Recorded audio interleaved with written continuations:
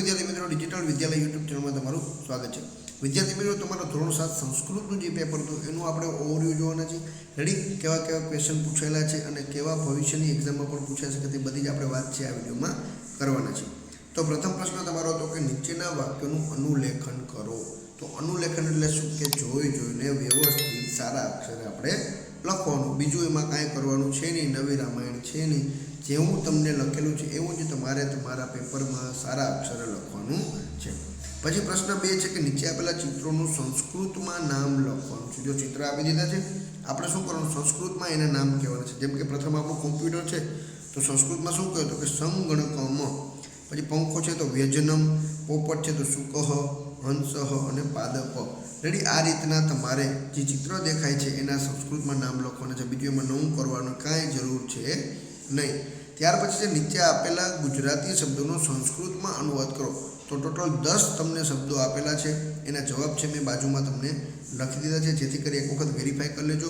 Ready? કે તમને પણ ખ્યાલ હોય, તમારે આડાવડા ગોતવા જવાનું ને તમારો ટાઈમ બગડે નહીં, એટલા માટે જ મેં પેપરમાં લખી દીધું છે, જેથી કરી તમે સોલ્યુશન જલ્દી કરી શકો। રેડી? તો એક વખત 10 છે એ એક વખત જોઈ લેજો, જેથી કરી તમને પણ યાદ રહી જાય। ત્યાર પછી બ છે કે નીચે આપેલા ગુજરાતી વાક્યોનો સંસ્કૃતમાં અનુવાદ કરો। હું વિદ્યાલય જાઉં છું, તો અહમ વિદ્યાલયમ ગચ્છામિ। બાળક રમે છે, તો બાલક ક્રીડતિ। રેડી? તો આ રીતના તમારે લખવાના થાય જવાબ, બીજું એમાં કાંઈ કરવાનું છે નહીં। ત્યાર પછી ત્રીજો, ચોથો અને પાંચમો છે, એમાં પણ એ જ રીતના આપણે જે ઉપર 2 વાક્ય જોઈએ એવી જ રીતના તમારે સંસ્કૃતમાં જવાબ લખવાના રહેશે।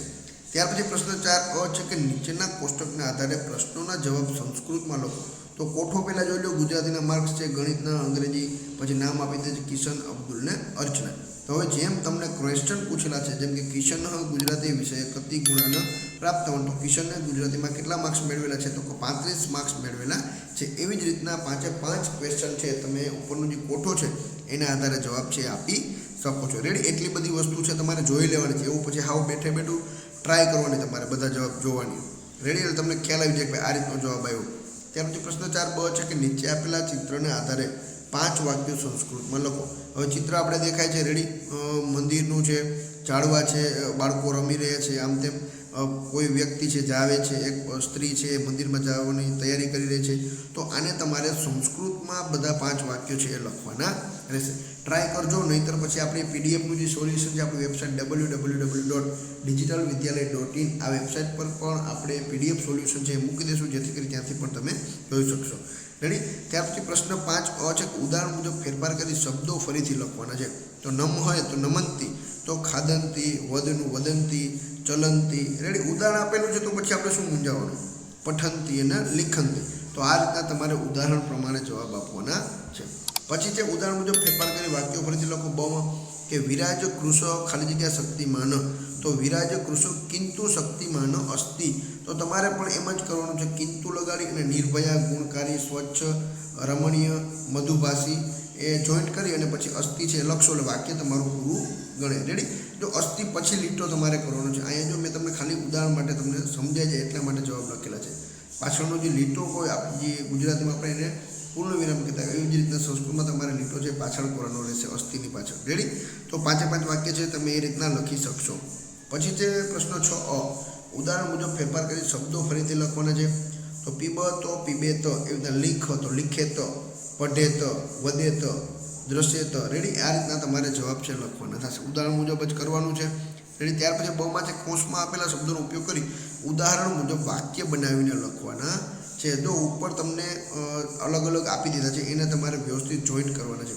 મેં તમને દર્શાવી દીધા છે, તમે એક વખત વાંચી અને જોઈ લેજો, જેથી કરી તમને પણ સમજાય જાય। રેડી?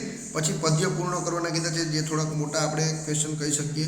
રેડી? સુક્તિ સમજાવવાની છે અને મમ રાજ્ય વિષય પર સંસ્કૃત છે 5 વાક્યમાં લખવાનું છે। તો આ બધાનું સોલ્યુશન જે આપણી પીડીએફમાં તમને મળી જશે। પીડીએફ તમને આપણી વેબસાઇટ ઉપરથી મળી જશે, www.digitalvidyalaya.in વેબસાઇટ પરથી તમને પીડીએફ છે મળી જશે। રેડી? અને કદાચ ન મળે તો કોમેન્ટ કરજો, તો હું તમને ત્યાં પણ પ્રોવાઈડ કરાવડાવી દઈશ।